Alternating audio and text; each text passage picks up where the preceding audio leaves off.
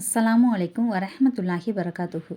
என்னடா வாழ்க்கை இது, நமக்கு மட்டும் ஏன் இப்படி நடக்குதுன்னு பல தடவை நாம் யோசிச்சிருப்போம். வாழ்க்கையில் எந்தவித நிம்மதியுமே இல்லை. கடன் பிரச்சனை, வீடு இல்லை, வாசல் இல்லை, கார் இல்லை, செல்வம் இல்லை, மற்றவங்க என்னை மதிக்க மாட்றாங்க, இப்படின்னு நிறைய பிரச்சனைகளை உங்கள் மனசு உங்களுக்கு எடுத்துக்காட்டி இந்த வாழ்க்கையை வாழ்கிறதுக்கு பதிலாக நாம் மௌத்தா போகிறதே பெருசு அப்படின்னு யோசிக்க வச்சுருக்கோம். உங்களை இப்படி யோசிக்க வச்சது உங்கள் மனசு இல்லை, ஷைத்தான். ஏன்னா ஷைத்தானுக்கு நம்ம மேலே அவ்வளோ ஒரு கோபம் இருக்குது. நமது தந்தையான ஆதம் நபிக்கு அல்லாஹ் தானா சைத்தானே சஜிதா செய்ய சொல்கிறப்ப ஷைத்தான் சஜிதா செய்ய மறுத்தான்.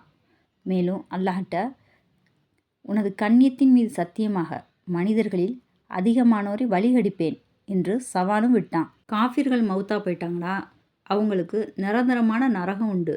நான் முஸ்லீமாக ஒரு மனிதன் மௌத்தா போயிட்டான்டா, கடைசியில் எப்படியா இருந்தாலும் அல்லாஹ் அவங்களுக்கு சொர்க்கத்தை கொடுத்துருவான். அதை கிடைக்க விடாமல் பண்ணணும். அதனால் மனுஷனோட கவலையை அதிகப்படுத்தி அவனை தற்கொலை செய்கிறதுக்கு தூண்டணும். தனக்கு ரொம்ப பிடிச்சது கவலை. கவலையை வாழ வைக்கிறது. நம்ம வாழ்க்கையில் எது இருக்கோ இல்லையோ, மன நிம்மதி வேணும்டா 5 நேரம் தொழுகணும், இறைவன்கிட்ட எது வேணும்னாலும் துவா கேட்கணும், நம்மளோட ஈமானில் உறுதியாக இருக்கணும். என்னை படைச்ச ரப்புல் ஆலமீனுக்கு தெரியாமல் என் வாழ்க்கையில் எதுவுமே நடக்காது அப்படின்றத உறுதியாக நம்பணும். நம்ம இறந்ததுக்கப்புறம் எல்லாமே முடிய போகிறதில்ல. நமக்கு இறந்ததுக்கப்புறம்தான் உண்மையான வாழ்க்கையே ஆரம்பிக்குது.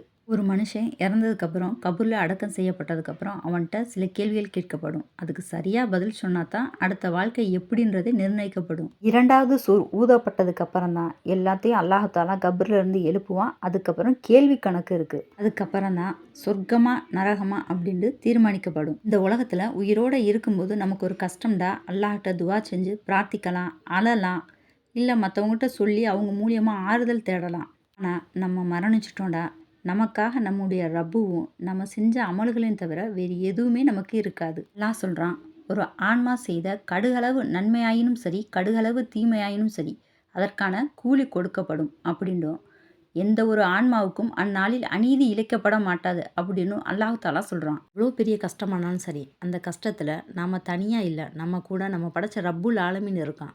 இன்னைக்கு இல்லைனாலும் என்னைக்காவது ஒரு நாள் இந்த கஷ்டத்தை நம்மளுக்கு சரி செஞ்சு கொடுப்பான். அப்படி இல்லைன்னா மறுமையில் இதுக்கான நன்மைகளை நம்மளுக்கு கொடுப்பான் அப்படின்ற நம்பிக்கையோடு இருக்கணும்.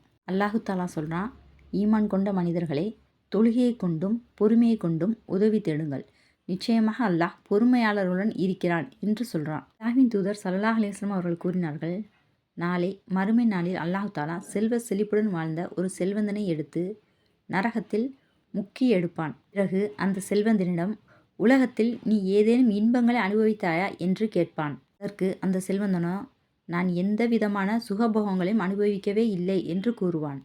மிகவும் வாழ்க்கை முழுவதும் கஷ்டப்பட்ட ஒரு ஏழையை எடுத்து சொர்க்கத்தில் ஒரு முக்கி எடுப்பான். இந்த ஏழையிடம் அல்லாஹ் தாலா கேட்பான், உலகத்தில் நீ ஏதாவது கஷ்டத்தை அனுபவித்தாயா என்று கேட்பான்.